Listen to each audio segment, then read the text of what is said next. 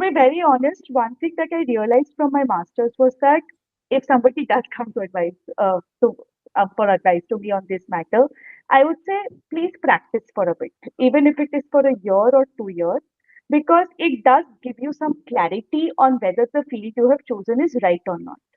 Right? Because you may like, say, you may really enjoy corporate law on a theoretical perspective, but you may not like it when you start practicing. So then, if you have done your masters, say just out of right out the law school, you lose out on that opportunity to explore anything else, right? So that is one factor that I would say. Secondly, even and I'm going to give my example only. Even if you think that you do enjoy that subject, right? I really liked corporate law. I'm still in that subject area.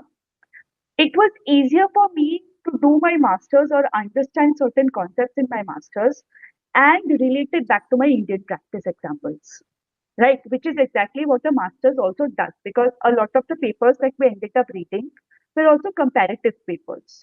So we are looking at the US model, we are looking at the UK model, we are looking at the EU models.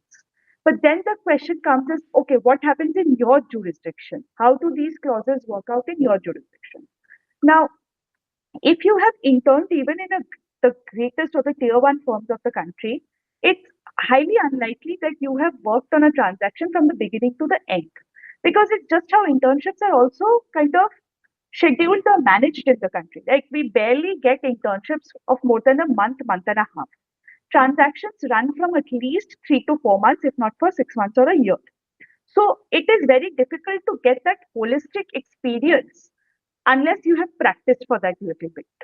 And then it's easier to understand what the language or the text is talking about. Even, and this is not only say from a practical perspective, but this is also a language thing, right?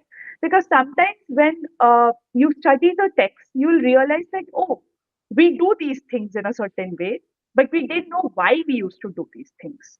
So it gives you that clarity. Now, I'm not saying that that is not a clarity you can get later on.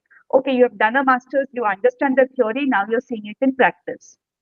But again, it comes back to the first response I gave, which was that if you want to pivot your careers, then you will be technically looking something like a second master's, and then quite investments that we do for these kinds of educational opportunities. So in that way, and to ensure that you get the best value for your masters, I would say that everybody who's even a law student right now is to consider practicing for a bit.